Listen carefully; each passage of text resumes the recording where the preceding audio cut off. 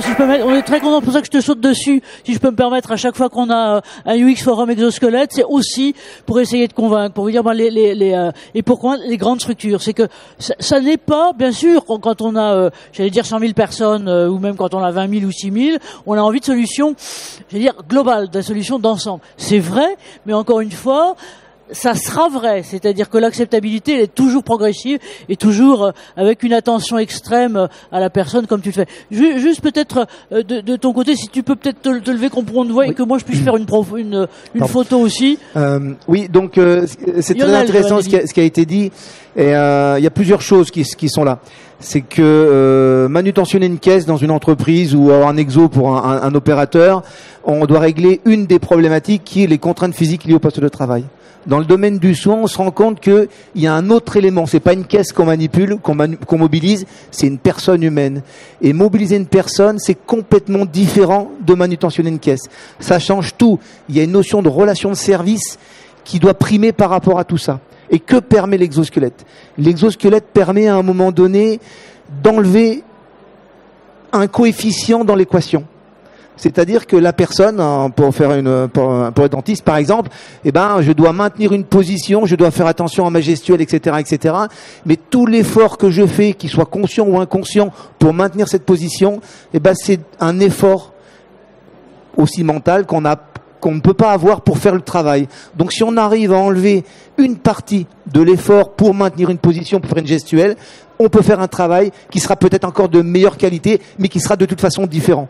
On retrouve ça beaucoup avec l'aide aux soins. Moi, j'ai beaucoup travaillé une trentaine d'années sur des formations à la mobilisation de patients. J'ai inventé plein de méthodes de manutention. Je me suis éclaté à faire ça. Et en fait, ce qui est intéressant, c'est ça. C'est qu'est-ce qu'on peut trouver dans l'équation qui va permettre de mobiliser différemment. L'anecdote que je sors toujours, une personne qui pesait à peine 50 kilos, technique de la chaise, à l'époque on faisait ça, c'était un calvaire pour la mettre au fauteuil, tout simplement parce que la personne était raide, mais tellement raide on avait du mal à la plier. Et en fait, une fois qu'ils l'ont mise au fauteuil, cette personne, ils lui ont mis ses lunettes, avec une épaisseur de verre, je vous explique même pas, et au moment où ils lui ont mis ses lunettes, il s'est détendu, parce qu'il voyait. Cette personne, on lui met les lunettes avant de le manutentionner, avant de le porter, parce qu'il serait détendu et c'est beaucoup plus facile pour tout le monde. Donc là, c'est vrai qu'avec la logique des exos, ça permet d'avoir un regard différent sur la relation. Je discutais avec des fabricants d'exosquelettes qui me disaient que ça avait été testé justement dans le milieu hospitalier et que effectivement le patient s'en rendait compte que c'était différent et que c'était même mieux pour eux.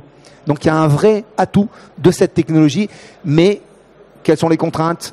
Quels sont les besoins et comment tout ça s'accompagne. Et dans cette notion de relation de service, ce qui est important aussi, c'est ce que tu disais, c'est il y a un accompagnement à avoir. Ça change la façon de travailler. Et si on change la façon de travailler, c'est parce qu'on va pas la changer maintenant et ça bouge plus. Le travail change constamment. Une personne, un jour, elle peut avoir la marche, le lendemain, elle peut avoir que l'appui et le surlendemain, ne plus avoir l'appui du tout. Ça veut dire qu'on doit complètement s'adapter à cet état de fait, l'état de la personne, et on doit travailler là-dessus. C'est hyper important. Encore plus avec l'exosquelette, parce que ça nous permet un regard différent. Merci de cette précision, tout à fait, c'est plus qu'une précision, c'est tout à fait fondamental et ça montre à quel point, d'ailleurs encore une fois, on peut pas saucissonner non plus les attitudes au travail et à quel point, la question à la fois de l'émotion, de la dimension mentale est première. Si vous avez un peu de temps et comme vous êtes là, on vous l'enverra aussi. On avait hier une fille tout à fait exceptionnelle qui venait de Belgique, pour vous dire les choses, qui est prof d'université sur les dimensions neuro-émotionnelles, sur les dimensions neuro-émotionnelles de la douleur.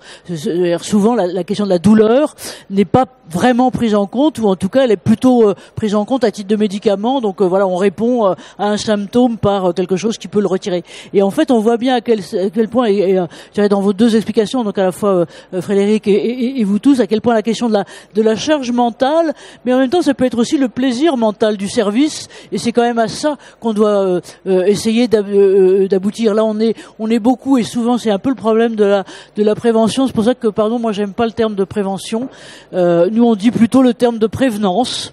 parce que vous savez, prévention, anciennement, peut-être pas dans vos générations, mais quand on disait un prévenu, c'était un mec qui avait des menottes, en gros. Bon, et avoir de la prévention contre quelqu'un, c'était pas le renifler très bien. Donc, là, et ce qui est important, c'est de positiver de ce côté-là. Je crois que c'est bien ce que tu nous as montré, et de dire que l'extrême tact avec lequel les uns et les autres vous abordez les problématiques qui sont pas les problématiques, qui sont des gens, et ben c'est génial. Donc, on est très fiers et très contents de vous et très contents de vous écouter sur tout ça. Voilà. Donc